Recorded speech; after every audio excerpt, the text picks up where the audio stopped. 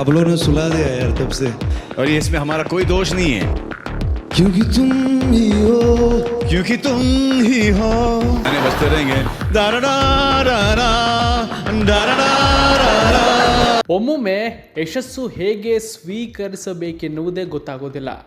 ಜಾತಕದಲ್ಲಿ ರಾಜಯೋಗ ಇದ್ರೂ ಕೂಡ ಇಂತಹದೊಂದು ಕರ್ಮಕ್ಕಾಗಿ ರಾಜಯೋಗ ಬರಬೇಕಾಗಿತ್ತಾ ಅಂತ ನಮಗೆ ಅನ್ನಿಸುವ ರೀತಿಯಲ್ಲಿ ಯಶಸ್ಸು ದಾರುಣತೆಗಳನ್ನು ನಿರ್ಮಾಣ ಮಾಡಿರುತ್ತೆ.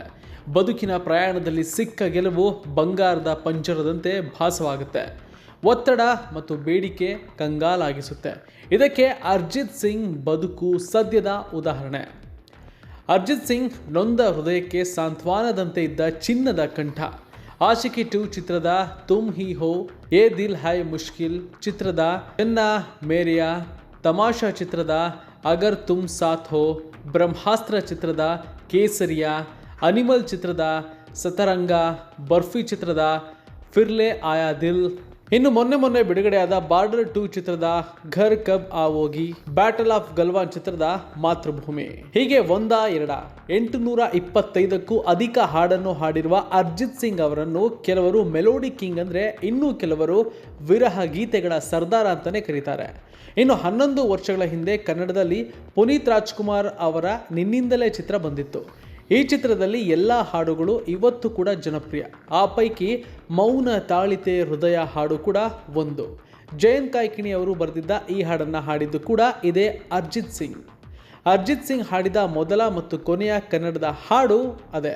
ಇಂಥ ಅರ್ಜಿತ್ ಸಿಂಗ್ ಸದ್ಯ ದಣಿದಿದ್ದಾರೆ. ಇದಕ್ಕೆ ಕೈಗನ್ನಡಿ ಎಂಬಂತೆ ಇನ್ಮುಂದೆ ನಾನು ಹಾಡಲಾರೆ ಅಂತ ಹೇಳಿದ್ದಾರೆ. ತಮ್ಮ ಅಸಂಖ್ಯಾತ ಅಗಣಿತ ಅಭಿಮಾನಿಗಳಿಗೆ ಈ ಮೂಲಕ ಆಘಾತವನ್ನುಂಟು ಮಾಡಿದ್ದಾರೆ. ಈ ಕುರಿತು ತಮ್ಮ ಸಾಮಾಜಿಕ ಜಾಲತಾಣದಲ್ಲಿ ಬರೆದುಕೊಂಡಿರುವ ಅರ್ಜಿತ್, ಇಷ್ಟು ವರ್ಷಗಳ ಕಾಲ ನನಗೆ ಪ್ರೀತಿ ನೀಡಿದ ನಿಮ್ಮೆಲ್ಲರಿಗೂ ಧನ್ಯವಾದ ಅಂತ ಹೇಳಿದ್ದಾರೆ. ಇನ್ಮುಂದೆ ನಾನು ಹಿನ್ನೆಲೆ ಗಾಯಕನಾಗಿ ಯಾವುದೇ ಕೆಲಸಗಳನ್ನು ಒಪ್ಪಿಕೊಳ್ಳುವುದಿಲ್ಲ ಅಂತ ಹೇಳಿರುವ ಅರ್ಜಿತ್, ಇಲ್ಲಿಗೆ ಗಾಯಕನಾಗಿ ನನ್ನ ವೃತ್ತಿ ಜೀವನ ಅಂತ್ಯಗೊಳಿಸ್ತಾ ಇದ್ದೇನೆ ಅಂತ ಹೇಳಿದ್ದಾರೆ.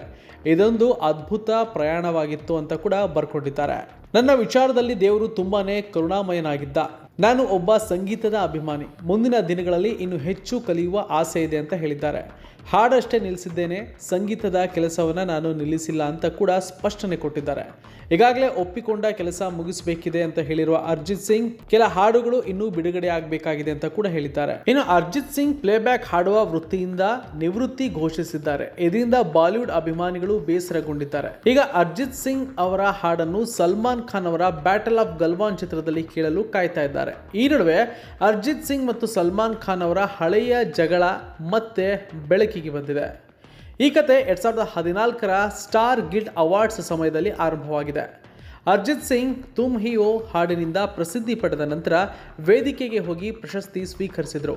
ಅವರು ಸರಳವಾಗಿ ಉಡುಪಿನಲ್ಲಿ ಬಂದಿದ್ರು. ನಿರಂತರ ಕಾರ್ಯಕ್ರಮಗಳಿಂದ ಆಯಾಸಗೊಂಡು ವೇದಿಕೆಯಲ್ಲಿ ಸಲ್ಮಾನ್ ಖಾನ್ ಸೇರಿದಂತೆ ಹೋಸ್ಟ್ಗಳನ್ನು ಸ್ವಾಗತಿಸಿದ್ರು. ಸಲ್ಮಾನ್ ಖಾನ್ ತಮ್ಮ ತೀಕ್ಷ್ಣ ಹಾಸ್ಯದಿಂದ ನೀನ್ ನಿದ್ದೆ ಮಾಡ್ದ ಅಂತ ಕೇಳಿದ್ರು. ಅರ್ಜಿತ್ ಆಶ್ಚರ್ಯದಿಂದ ನಗುತ್ತಾ ನೀವೆಲ್ಲರೂ ನಿದ್ದೆ ಮಾಡಿಸಿದ್ದೀರಿ ಯಾರ್ ಅಂತ ಉತ್ತರ ಕೊಡ್ತಾರೆ. ಪ್ರೇಕ್ಷಕರು ನಕ್ರು. ಆದ್ರೆ ಈ ಮಾತು ಸಲ್ಮಾನ್ ಖಾನ್ಗೆ ಇಷ್ಟ ಆಗ್ಲಿಲ್ಲ ಅಂತ ಹೇಳಲಾಗುತ್ತೆ.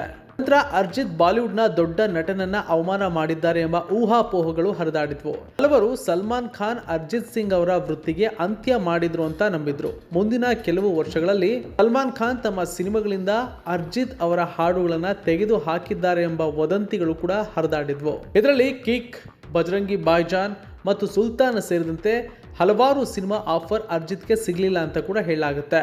ಇನ್ನು 2016ರಲ್ಲಿ ಅರ್ಜಿತ್ ಸಾಮಾಜಿಕ ಜಾಲತಾಣದಲ್ಲಿ ಸಲ್ಮಾನ್ ಖಾನ್ಗೆ ಸಾರ್ವಜನಿಕವಾಗಿ ಕ್ಷಮೆ ಕೇಳಿದ್ರು. ಬಿಗ್ ಬಾಸ್ 19 ಸೀಸನ್ ನಲ್ಲಿ ಸಲ್ಮಾನ್ ಖಾನ್ ಈ ಬಗ್ಗೆ ಮೌನ ಮುರಿದ್ರು.